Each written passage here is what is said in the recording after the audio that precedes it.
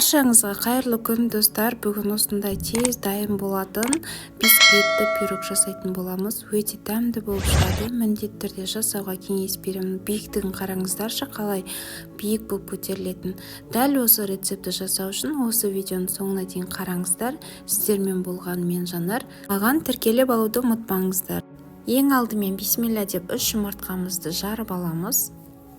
Үлкен ыдысымызға мен таразы қойып қойдым. Осы таразының үстіне қарай қазір қантымды салып аламын. Өздеріңіз көзбен өлшеп салсаңыздар да болады. 200 грамм қантымызды салып венчикпен араластырамыз.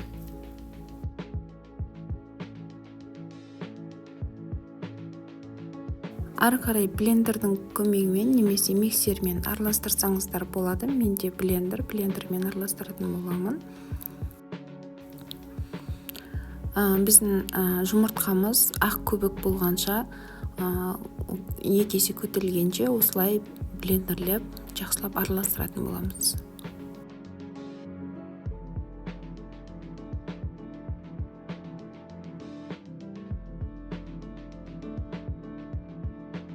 Біздің жұмыртқамыз 2 есе көтерілді, ақ көбік болғанша араластырдық. Ары қарай енді 120 мл сүтімізді құямыз және 100 миллиграмм жаңағы ақ май, сұйық майымызды құямыз. Електен өткізілген ұнымызға 1 шай қасық разрыхитель, яғни қобызытқышпен жарты шай қасық ванилинді қосып араластырып аламыз алдын ала ыдыста.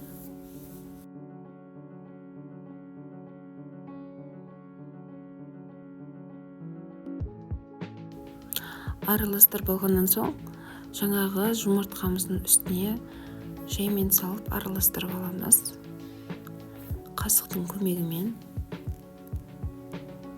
мен барлығын салып осылай жақсылап араластырып аламыз.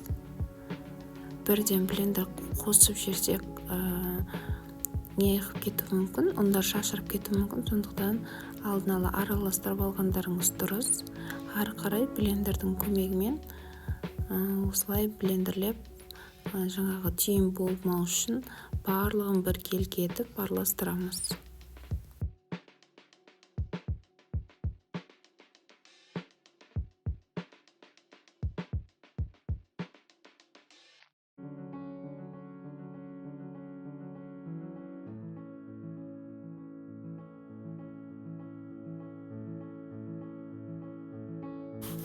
Ары қарай табамызға осылай пергамент қағазын төсеп аламыз. Жаңағы дайын болған қамырымызды осы пергамент қағазын үстіне қарай кетіп түсу барлығына бірдей қылып, үстін бетін тегістеп шығамыз.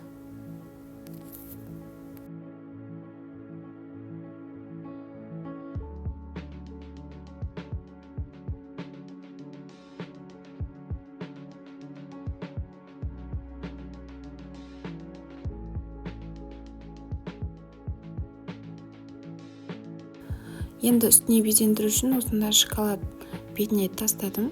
Егер сіздерде жаңағыдай үйде плиточный дейді ғой, сондай шоколад болатын болса, теркадан өткізіп безендіруге, осындай Қазақстан шоколады болсын, басқа болсын, осындай плиточный шоколадты теркадан өткізіп, бір жағына әсемдеп көрсетемін. Осылай жасап сепсеңіздер де болады. Немесе жаңағы шоколадты пышақтың көмегімен майдалап тұрып үстіне тастасаңыздар да өте дәмді болып шығады. Осы 3 түрлі безендіруді көрсеттім. Егер біреуін алып қолдансаңыз да болады, үшеуін де бетіне қолданып көруге болады. Міндетті түрде жасап көріңіздер, өте дәмді болып шығады. 180 градуста 30-35 минут пісіріп аламыз. Міне достар, біздің пирогымыз дайын болды. Көріп тұрғандарыңыздай 3 түрлі безендіруде де осылай әдемі болып шығады.